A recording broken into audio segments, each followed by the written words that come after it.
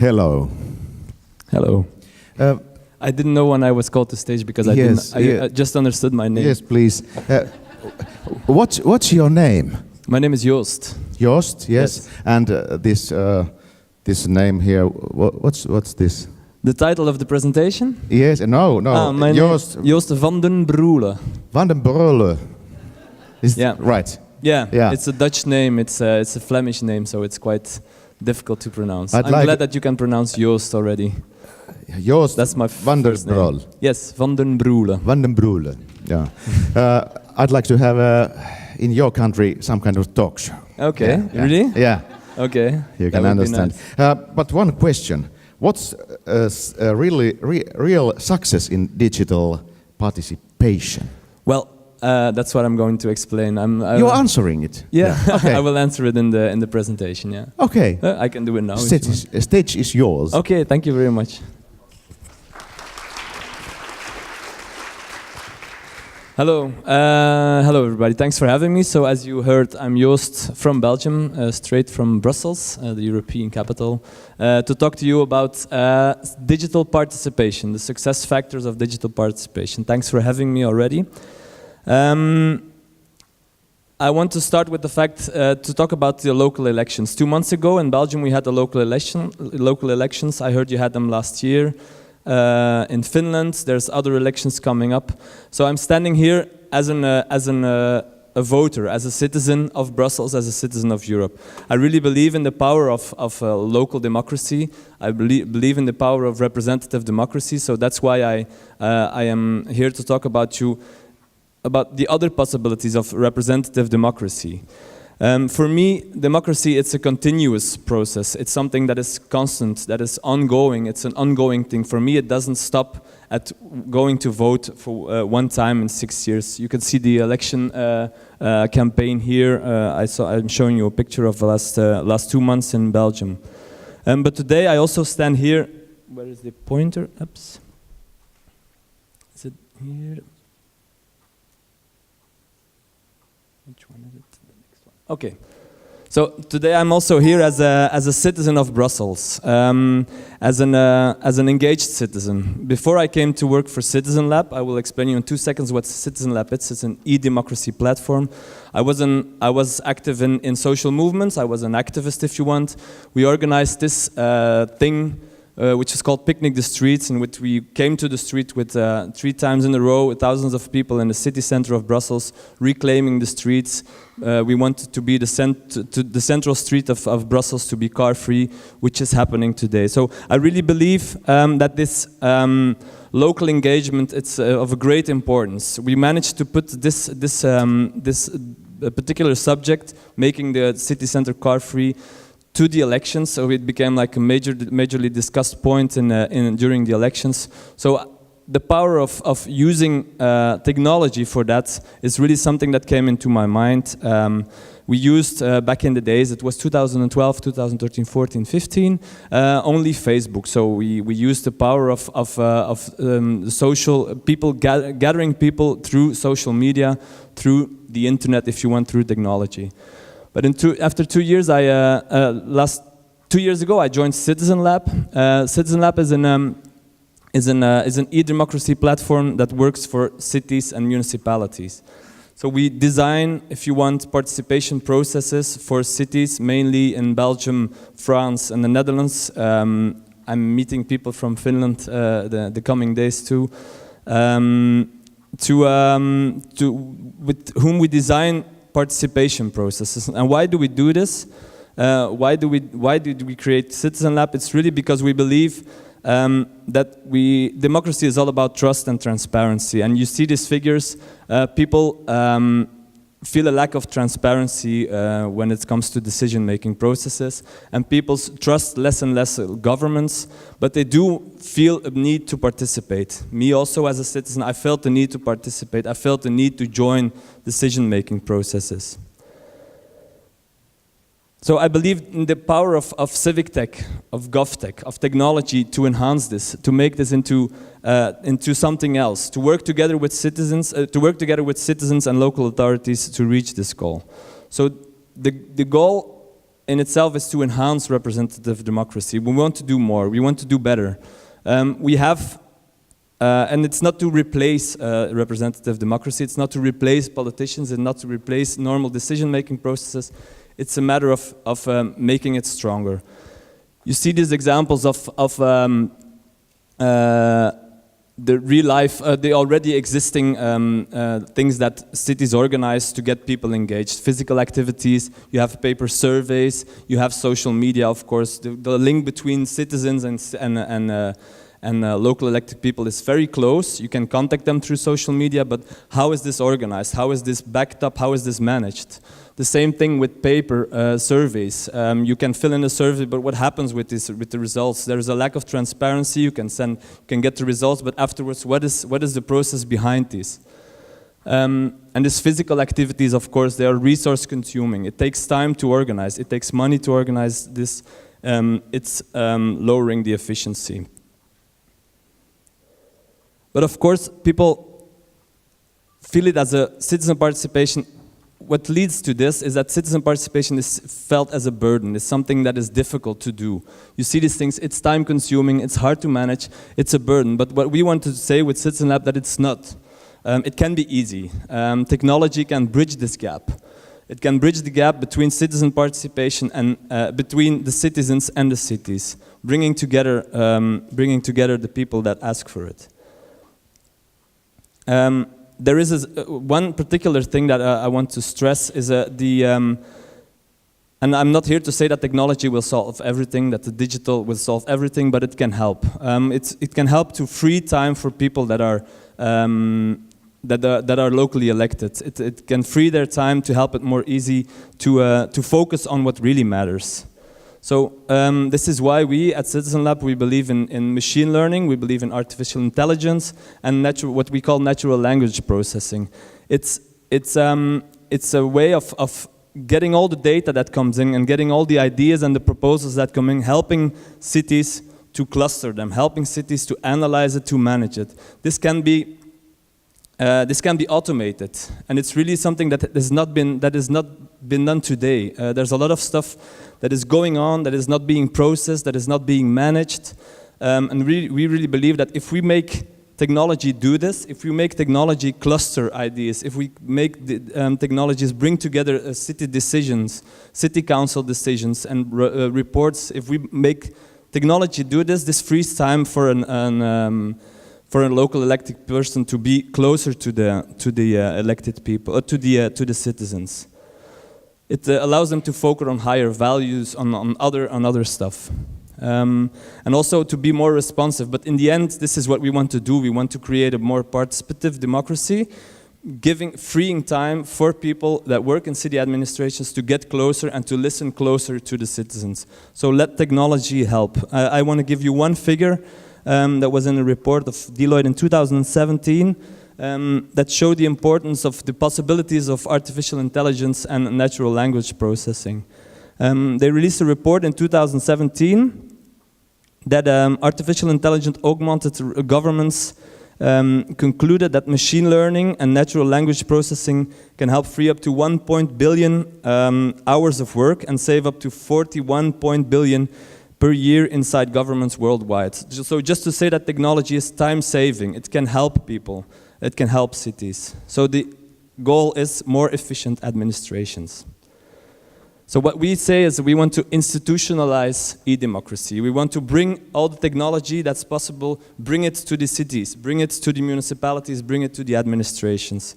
Institutionalize, trying to make things work better and more efficient. Before jumping into the success factors that I promised in the title of the presentation, I want to give you some examples. We work together now with 75 local authorities, local governments.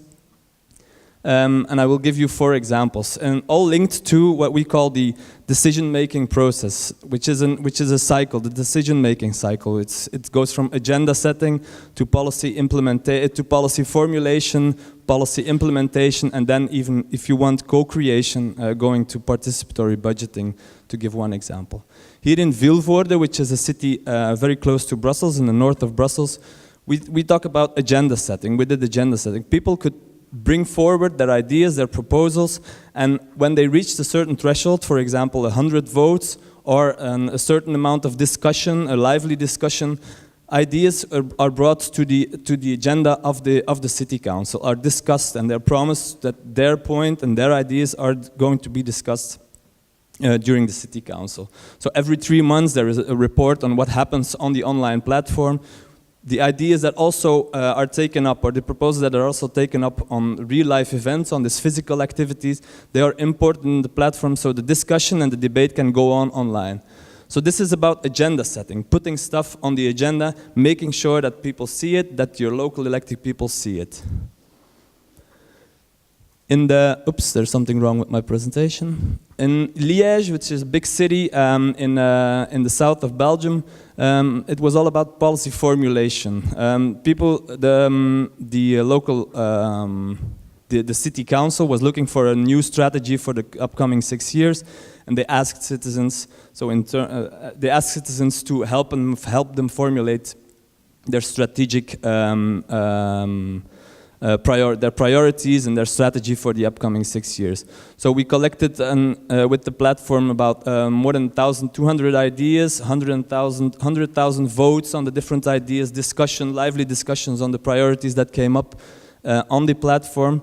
And now this, thanks to the clustering, thanks to the data clustering that the technology helped, these 10 priorities are now really taken up about the majority of Liège and really putting into practice. Also still able to follow what's happening with these policy formulations, with the strategies. People can still follow it on the platform. So this is the second cycle of the policy cycle, the policy formulation. More tangible is the third one, is really the implementation of the priorities that have been put forward. As one example, Marchand-Famenne, it's a very small municipality also in the south of Belgium, 12,000 inhabitants, where people could think about how they want their central square to look like. There was a new design. How would you call it? A design project for bureaus. They put forward their project, and people could start voting. They could start discussing, and also the designers of the process. They interacted. They discussed together with the people online. Again, not only online, it also happened on the field. They organized workshops on the field, but the discussion was really brought online, and it really helped to the city council to make the right decision. One of the projects won eventually, not the one with the most votes, just to tell you that it's not all about votes. The fourth example is about co-creation and really taking it a step further than implementing, but also making people decide and co-create what's happening, what we call participatory budgeting. I don't know if it's common already in Finland, but a lot of European cities are using it, distributing budgets and making people decide on where budgets should go to. So a city that frees a certain amount of money, people can hand in a sort of basket, if you want, which project should have what money, how many money should go to what project. And this is what happened in Vancouver, where there was an empty housing tax that freed a lot of money for the city council, and they wanted to invest in other stuff. So people could decide on where this money on the empty housing taxes went to, and it went to social housing. It went to housing for the homeless, also to less taxes. They wanted to invest the money in less taxes, a more liberal point of view. But three main projects came out of this participatory budgeting process. So again, this process was designed, people were able to follow the whole process of where the money should go, how do we decide on this. I'm only giving you one image, but feel free to go and check the platform in itself. So what we want to do is bring the digital to the legal framework, or bring the legal framework to the digital. There's really a lot of possibilities with technology that are not translated in the legal framework as it exists today. This is what we want to do. So, which brings me to my last points. A bit bluntly, I'm saying it's time to democratize democracy, bringing these possibilities, the technological possibilities, to the democratic decision-making process. And for us, it's about three things. It's about empowerment, it's about personalization, and it's about transparency. When I say empowerment, it's really using the possibilities, again, that exist today. For example, the digital signature, to make people not only go and vote every 6 years, but use this digital signature. There's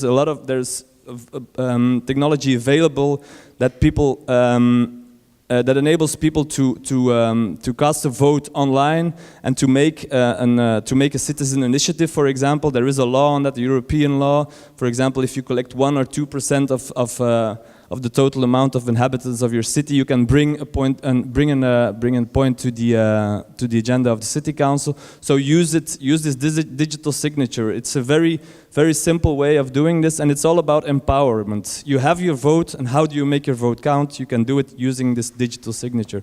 There's different tools to do that, and the platform of CitizenLab embeds this if you want. The second one is about data leverage, is the one about personalization.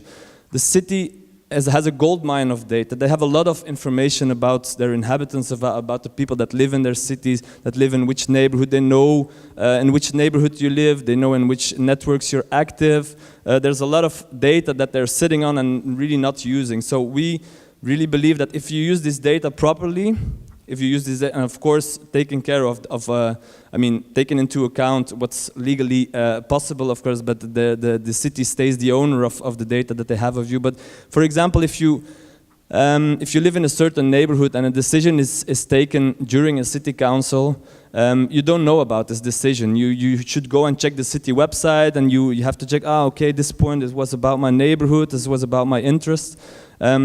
Using this data properly with the notification system, within an e-platform if you want, it can keep you updated whenever you want about local decisions. So bringing this data to the people, bringing this data to the inhabitants is all about personalization. Last point is transparency and organizing feedback loops. Transparency, I showed you one slide with the timeline, for example. You're showing the decision-making process on a timeline, showing how you design the process, what happens with feedback, who comments on it.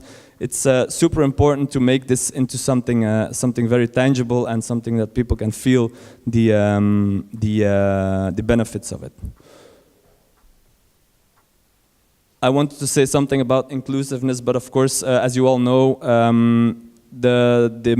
the major challenge in organizing this is about being inclusive. So you can.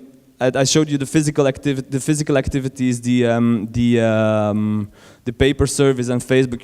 We can discuss on the fact if this is inclusive enough. If you include all different younger people or older people, if you disabled people, if you include everyone. So it's a win-win. It's an end story. You need to have both. So inclusiveness is super important, and I really believe that digital can help with this. But the discussion is ongoing. It's a societal debate on how to implement technology into democracy, and I'm happy to discuss it with you today or afterwards. Thank you very much for your attention. Thank you.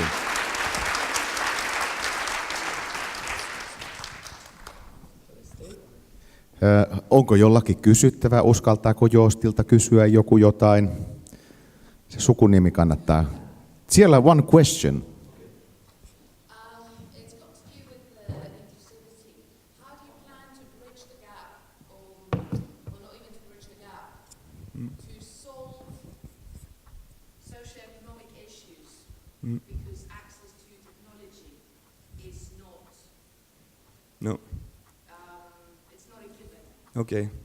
No, and that's what I want to say. Of course, technology and an online platform, of course, is accessible maybe to a smaller group if you want.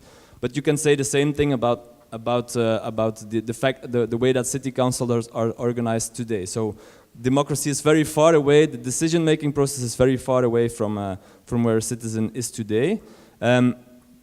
Online platforms can help to bring that together, to bring that closer. But we see that, just maybe to answer your question, as I said, it's an end-end story. So you have both. So you need both. You need to combine the online with the offline. If you look at it from an online perspective, combine it with what's happening offline. So bringing. And this is what we do on our platforms to make it very concrete. As I said, there is a citizen evening, for example. There is input that is collected during a city council or during an offline event.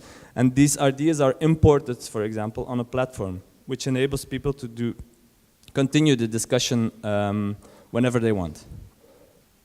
Thank you. Okay. It's not criticism. No? Okay. Be addressed so that from my point of view, democracy is not only, and this sounds demeaning, but I'm sorry about that, it's not only about where we put benches. No, of course not, no. No. It's not pretty. No, and definitely we have examples of cities asking the color of the benches and the places where they should be put.